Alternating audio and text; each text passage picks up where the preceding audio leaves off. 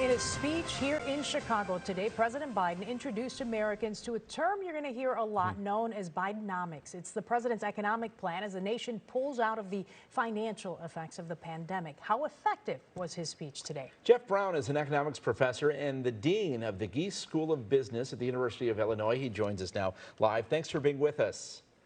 Thanks for having me, Ben and Lourdes. Well, I think administrations love to brand. You've got Bidenomics now. You had Reaganomics in the 80s. Are these just branding strategies, or do they actually represent significant things we should be paying attention to? Well, clearly, look, it's presidential election season, and so branding is a big piece of this. But it does, at its core, reflect, I think, a different philosophy about the economy.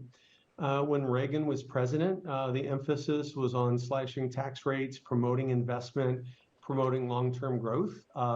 It was somewhat derisively labeled by others trickle-down economics, and that's a term that President Biden used today.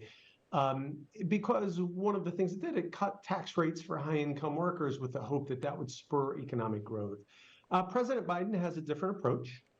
His approach, as he explains it, is really to focus on the middle class. He's more focused on public investment in infrastructure and education and so forth. So there is an important philosophical difference in addition to just the marketing aspects. Yeah, and he seemed to focus a little bit of time on this idea that the economy is doing much better than they thought or is doing quite well. There seems to be this sort of divide between the actual economy and perception. Can you talk a little about that?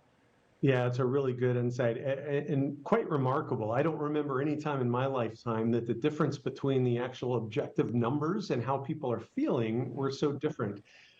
If we look at the numbers right now, the economy seems to be doing quite well. Unemployment has been under 4% for the longest period in many decades.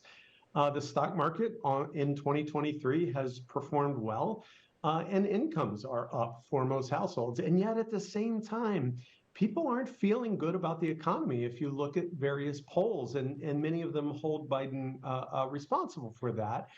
And it's interesting. I think part of it is just what I might call a hangover from the pandemic, right? People have been through a lot of financial trauma. And I think part of it is just the fact that there's a fair amount of uncertainty. Prices are going up rapidly because of inflation. And while it's coming down, it is still high by recent historic standards. Mortgage rates are up and so forth. And so this is kind of a glass half full, half empty. And for whatever reason, a lot of people are seeing it empty. Does this president, or really any president, have an incentive to address the long-term structural problems with the economy? Things like the nation's debt, or locally in Illinois, pension problems, things like that, especially during an election year? Yeah, you've hit upon what I think is really the major weakness we have right now from an economic policy standpoint, is that neither party is particularly focused on long-term economic growth. And what I mean by that is we have some significant problems on the horizon. Our debt to GDP ratio is the highest it's been since World War II. We have something on the order of $25 trillion of publicly held debt outstanding.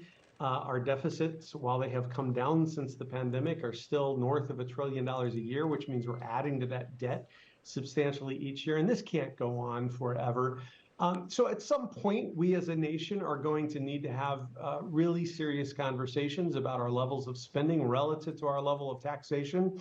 And of course, that's not a popular thing to talk about during an election year. And so we probably won't hear as much about that as we should. Seems like it's never popular. Okay, thank you, Dean Jeff Brown. We appreciate your time. Thank you. All right, up next here, another